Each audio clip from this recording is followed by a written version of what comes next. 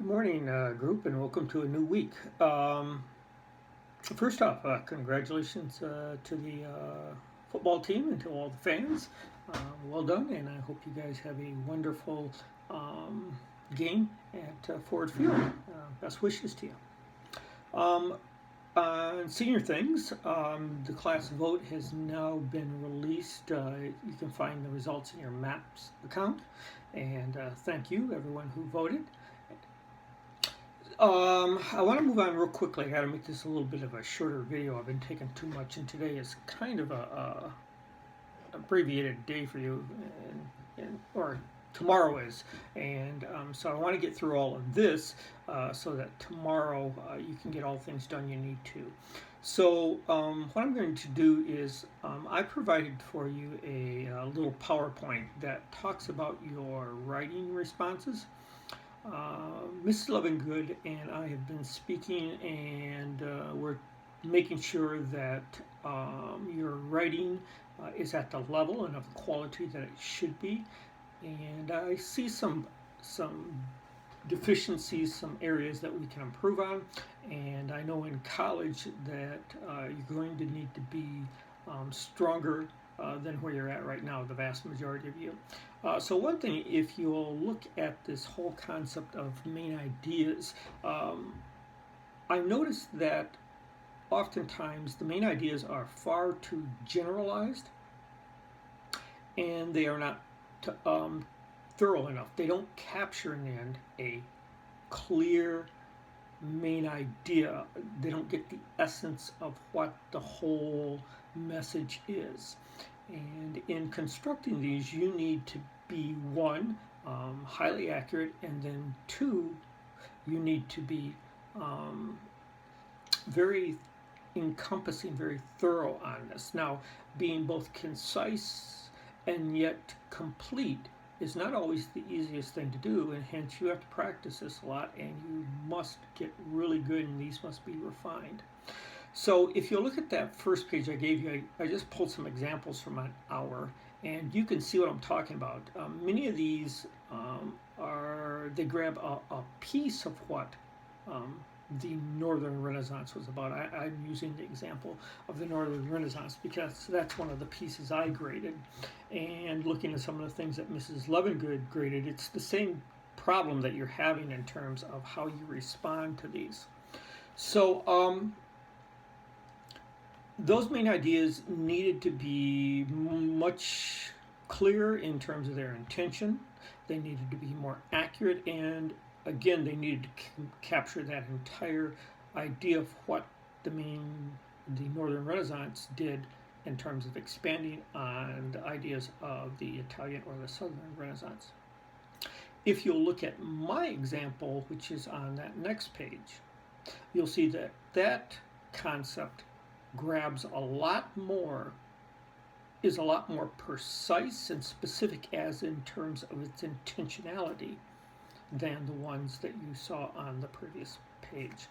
Main ideas should be maybe about 2 sentences, and they should, again, be very purposeful. They have to be, that intentionality has to be included so that you try to get the entire big picture, not just a one element of it, as you often had seen in the pieces prior.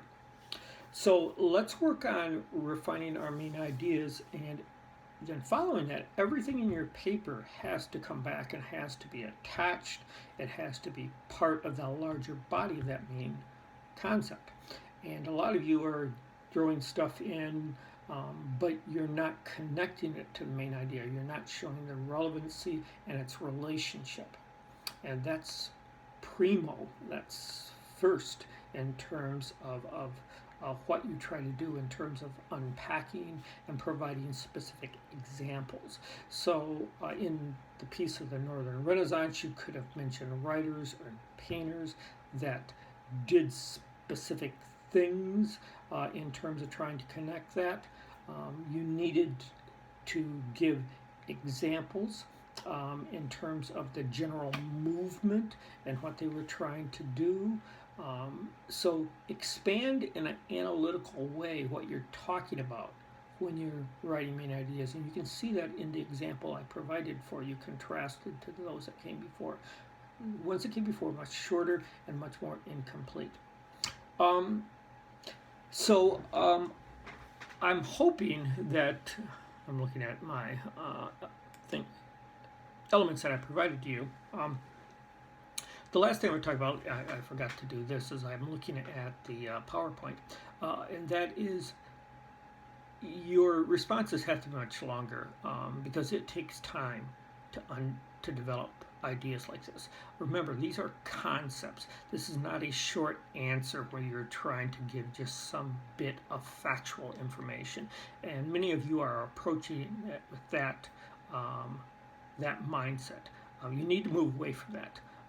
Therefore, it takes us probably about 250, not a great deal more than that, because you want to be concise and not just ramble. But your responses have to be, in terms of being more complete and more accurate, they have to be longer. So I'm getting responses sometimes of 60, 70 to 100 words. It's impossible. Let's just be very clear. It's impossible to create the type of thoughtful, accurate responses that Mrs. Lovingood and I are looking for in such an incomplete manner. So let's boost these up. Let's be more thoughtful. Let's make better connections as you unpack these. And first and foremost, let's get that main idea down, because everything you do in that paper is contingent upon that main idea. And if you are strong in that, the rest of your paper should be, if you take time to unpack it, should be spot on, as the English would say. So I want you to work on this. I'm going to try to help you out a little bit in the sense that I'll try to maybe direct you a little bit more intentionally on that. You guys are struggling in the sense that I don't think you've done a lot of writing like this, and perhaps I need to give you a little bit of a handicap this way by doing this. That means the elements that I pick out that I'm going to look at, Ms. Lovingood and I, as we assess these, perhaps I can give some of those ahead of time. You guys are used to real formula writing, it appears, in that sense that you're giving specific rubrics where, and that's great on a large writing assignment. You need that on a project, but on these short responses, that we're just pulling out elements that should be in good writing. I mean, these are the core basic elements that you find in written responses of this nature and concept. But I will perhaps give you a bit of handicap on some of these to help you out until you learn to internalize this and learn to respond in a stronger manner. And then you will. You can do this, all of you. You'll be at different levels, and I grade you that way. I understand where you're at to a degree in terms of your abilities, and I will assess you that way. Everyone can improve, and even the highest ones and those who struggle on the lower end, you can make your writing stronger with practice and with thought, and I know you'll do that. Have a good day. I wish you well on the test. Please look at those core democratic values on the sheet that Ms. Lovingood. I'm going to integrate that into the writing for the test. So the test is going to be somewhere in the range of about 25, 30 questions with a written response. I am going to have to keep it shorter because of the extended 7th and the assembly. And then once again, hopefully we'll get done. Everyone takes the test. So if you missed a day or so, catch up. And I wish you well on that test. Have a great week. I wish you a wonderful Thanksgiving. Those of you who are traveling, safe travels. And once again, safe travels to the team. And I wish you well. Have a great week.